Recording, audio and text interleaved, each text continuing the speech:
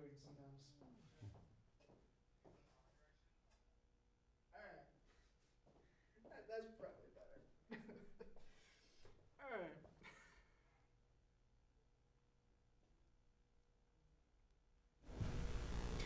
Hello, and welcome to North Country Matters. This civic media education program is produced by WCKN, student-run cable television of Clarkson University. The program is a partnership production of Clarkson's Center for Excellence in Communication, St. Lawrence County chapter of the American Association of University Women, and the St. Lawrence County League of Women Voters, and Seed Corn. My name is Edward Eskew. I'm a student in a course at Clarkson called Mass Media and Society. I and a number of my classmates provide a production crew for this series. The opinions expressed in this program are those of the speakers and do not represent the views of the producers, WCKN, or Clarkson University.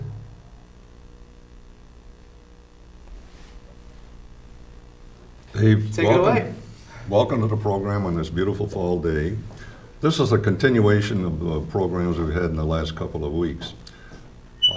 It is not a discussion about whether or not the solution should be passed or not passed. It is an opportunity to discuss ways that we can talk about innovation, about additional cooperation, and things that will be beneficial to everybody, regardless of whether the village dissolves or whether it doesn't dissolve. So with that, what we're really here to talk about are several of those topics, and the first one is the courts.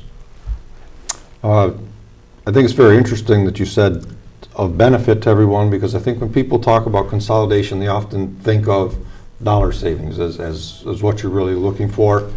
And in the instance of the court, I don't see that you would be saving a lot of money, but I think there are ways that the court system could certainly be improved. I think you've got two courts doing virtually the identical function within a quarter mile of each other in a local municipal court. So at the very least, it would make sense to operate them out of one facility, have a place where if a person is looking for court, they don't necessarily know if they're going to the town court or the village court sometimes. This way they go to the same building and then be directed to the people they need. And I think you could save some money that way. Not save money, but make it more convenient for the people. And then I think the next step to look at would be possibly the elimination of the village court as a consolidation into one town court. The village of Norwood has not had a court ever, and they function just fine. Their police department sends their tickets to Potsdam, to the town court, and it works okay. And I think that that's something for the longer range that we would possibly looking at. And what you would get there more so than a really big change in efficiency, you'd get the cost of the court spread out very evenly among all taxpayers in the township.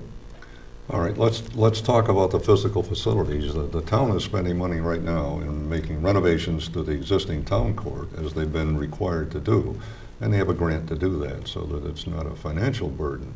But they still have the problem of parking at the location of the town court. How do you feel about that, and what would be the problems, and is there a way to overcome that particular problem? I think there's two problems, both kind of related to the situation of that building as opposed to the facility itself. I think that there is parking in the area. There's plenty of parking in the downtown lots, so people would have to walk a little ways. Might have to be some kind of accommodation for more handicap parking in the area.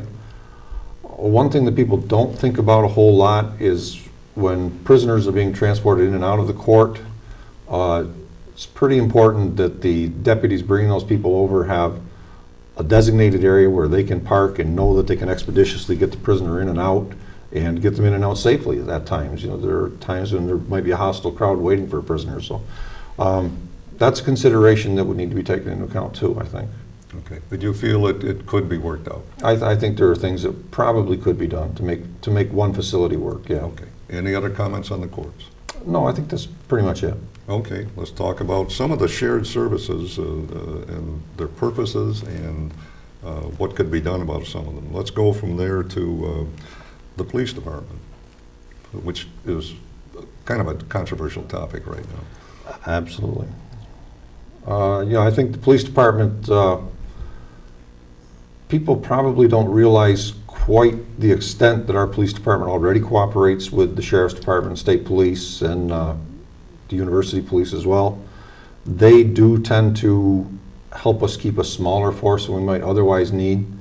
And you look at when a major crime happens, resources that those departments have are a lot broader than what we have, and you know, they're capable of bringing in specialists in virtually any forensic area. They're capable of bringing in canines when we need them, things like that. And so the cooperation with other departments already helps us to a great extent to keep our police department possibly smaller than it might otherwise be. But as far as structural changes to the police department, when the town has no police department, it's kind of hard to integrate anything there, I think. Okay, thank you. Fire services. Fire services are an area where there's already quite a bit of cooperation there. The town does provide support to the volunteers who their equipment does also help the village at times.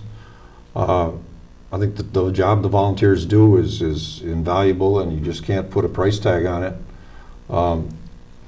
And I think that if you look at the fire situation, the village is contributing a lot of extra over and above resources. That the building is free, all the utilities are paid for by the village, the paid drivers are paid for by the village, and the paid drivers also help the volunteers when they return from fires outside by getting their equipment ready.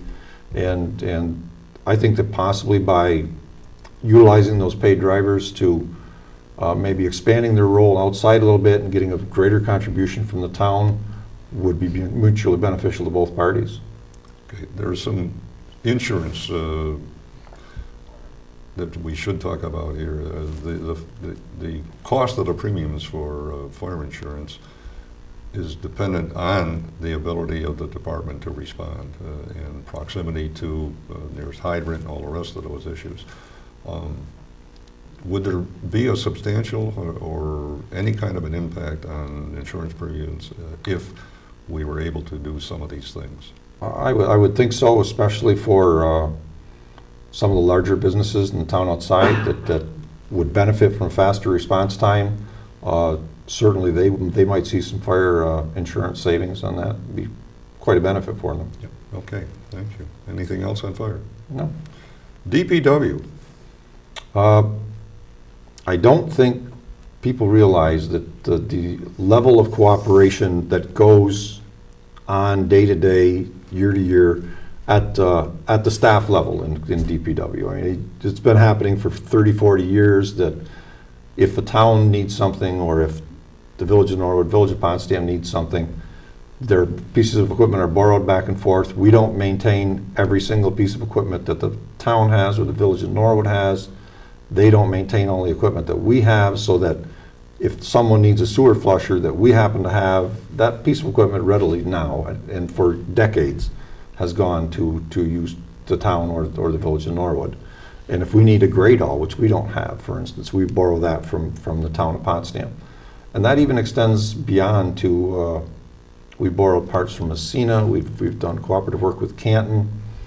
I remember one time when the state was doing the downtown reconstruction in Norwood, they even borrowed a vac truck from Tupper Lake. So I mean, there's consolidation and sharing that's gone on for a long, long time. I think one of the issues that people get a little bit confused with when they talk about DPW, they say, oh, well, we've got 2 DPWs and we should be able to just get rid of one of them and save a lot of money. And you can't do that. You simply, the equipment and the man hours it takes to do plowing, for instance, or water and sewer work, you can't just eliminate it. You're going to use the same amount of man hours if you have one department or 2. And I really think that our people are more specialized in sewer work, working on curbs, working on things that the town doesn't do. The town works on, you know, larger drainage culverts and some things that we might not do all that much. So I don't think that there's a way that you can eliminate a lot of equipment or a lot of people simply because they can't be in 2 places at one time. If they're working on one job, they can't be somewhere else doing a different job at the same time. And it's about time and man hours right now that prevents that type of thing from happening. The DPW and the Recreation Commission, I think, are two very good examples of how this kind of cooperation can work to the benefit of everyone. One of the things I'm interested in, and maybe you can comment on, there seems to be a movement in New York State to formalize those agreements. I think there's still an informal agreement that has not been put down on paper, and the big issue is ensuring that the insurance of one agency would cover them when they were working with or for another agency. Could you comment on that, Dave? Yeah, that is definitely an issue. We recently had a Mayor's Association meeting, and Bill Dashno from the County Highway Department came over, and he basically was addressing the same issue and said, we've been addressing this issue for years and years and years because we'll narrow it down to one or two drafts that maybe they'll work, and somebody else has an objection to one piece or another. So I think we're getting closer and closer all the time to those formalized agreements. I think a lot of what's behind that is because the state wants to know at the end of the year if Party A owes Party B $5 or vice versa. And it, I don't think that's a huge consideration locally. If a cooperation and coordination agreement got really lopsided, one agency or the other would say, wait, things are getting crazy here. So I don't think that's really necessary to be formalized, but the insurance is definitely an issue that needs to be taken care of. I would hope that that would not interfere with the kind of cooperation that we've enjoyed for a long time. Code enforcement.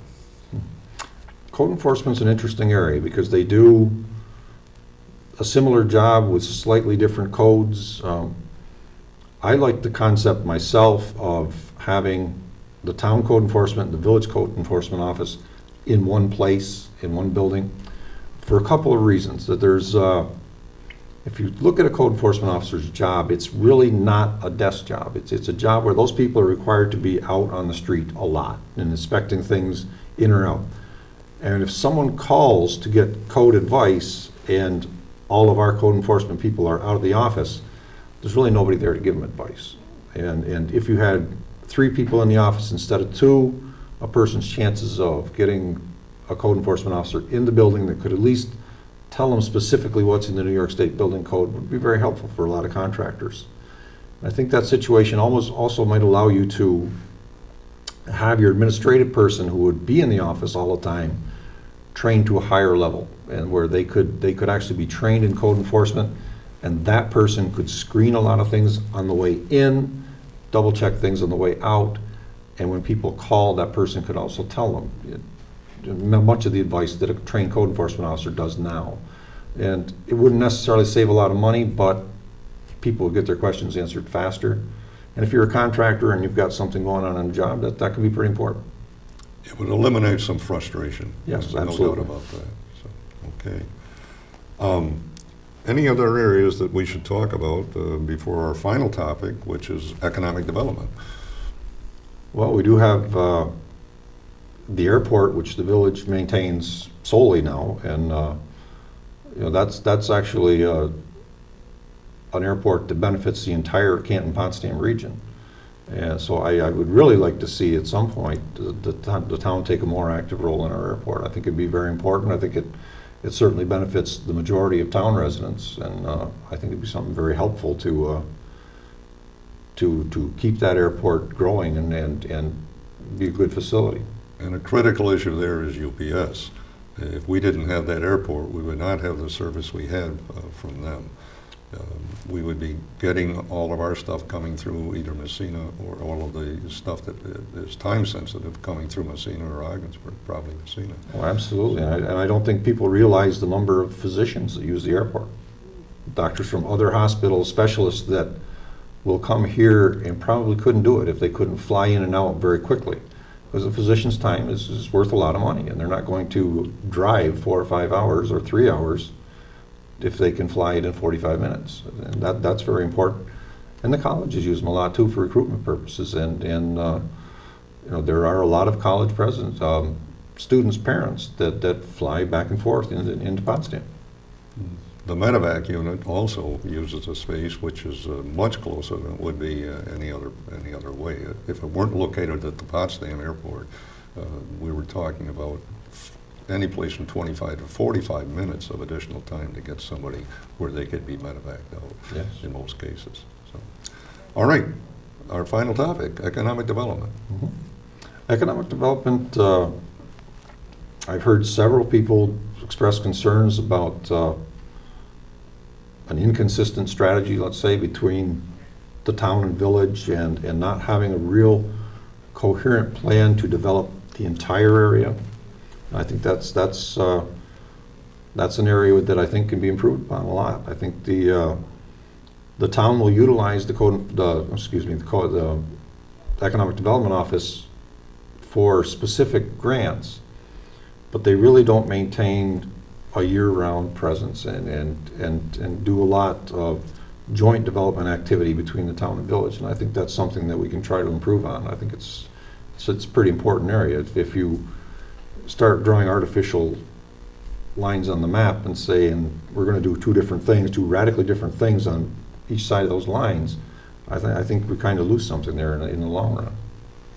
Well, that leads us to the probably most controversial issue, and that's about whether or not the Village of Potsdam should be providing water and sewer services without annexation. Would you comment on that, Dave? Well, I think there's two things that I should probably comment on there. One is that we have received a lot of citizens' input lately, and that input has been from town residents who live in the village, and those people are saying very, very forcefully, if someone wants one part of our village services, then they should be in the village and help us pay for everything. And I think that's really been, within the last month or so, very, very forcefully brought to us by several people, and not just one or two people. And that brings you to the other way to get economic development done, which is the traditional method through annexation. And we've proven time and again that mathematically annexation works better for everybody. It's something that there's a benefit for the village, there's a benefit for the town, there's a benefit for the school district even. So people who don't even live in the town of Potsdam might actually receive some benefit there. Have you got an example of that, Dave? Yes, we do. We looked at the proposed development that on the north end of town now that Clarkson, I'm sorry, not Clarkson, but the private developer is putting 192 units of land out there. And we looked at that, and the land that's there now, the town receives about $410 in taxes on that land. And if you annex that property in, and it's fully taxed in the village, it's still taxed in the town, mind you, in the general fund, the total tax value would jump up to $275,000 on that same piece of property. And if you were to do that development just by extending water and sewer out without the village receiving the tax benefit, you drop from $275,000 down to $51,000. So the community as a whole is losing $225,000 of benefit if you do it without annexation. And the other issue that we should probably touch on is that people are saying, well, you're getting more money for water and sewer. And I don't think they fully understand that water and sewer has a revenue side, and every time you add a large block of new customers in, you jump up the expense side of that equation quite a bit too. You have more chemicals, more maintenance of lines, you have greater electrical cost at the plant to run pumps. All of that changes, and it's not all revenue that's going to help the village, and it has to be used solely within the water and sewer funds to maintain that. So it's an issue of, yes, the village would get more revenue for water and sewer, they would also pick up a lot more expense for water and sewer too.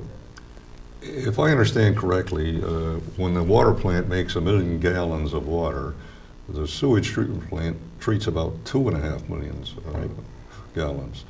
And I'm assuming most of this is because of infiltration. But there's going to be more strain, if I understand it correctly, on those facilities. They're going to need to be upgraded probably. Certainly have to be maintained at a greater cost if that were happening. Yes. Any other comments about that particular thing, Dave? Well, it's an issue of capacity that we have to look at too. I mean, our water and sewer plants are not open-ended and can just take as much water and sewage in as we want to force through them. There's permits issued by the DEC, and there's engineering limits on how much these plants can handle. And if we use all of that up without seeing a whole lot of benefit to the community, it hinders future development possibilities as well. Okay. Any other issues you wish to discuss? I don't think so. I think we've pretty much hit on just about everything. Okay. Well, I think we can probably wrap up then. So I thank you for coming today and for giving us your insight into ways that we can increase efficiency, additional cooperation, and again, as we said at the beginning of the program, benefit everybody, both in the town and the village. So thanks. Thank you.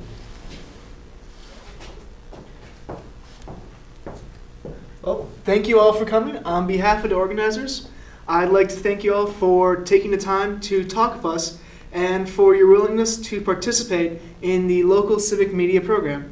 Please come back next week for another Candid Conversations. Until then, remember, our North Country matters.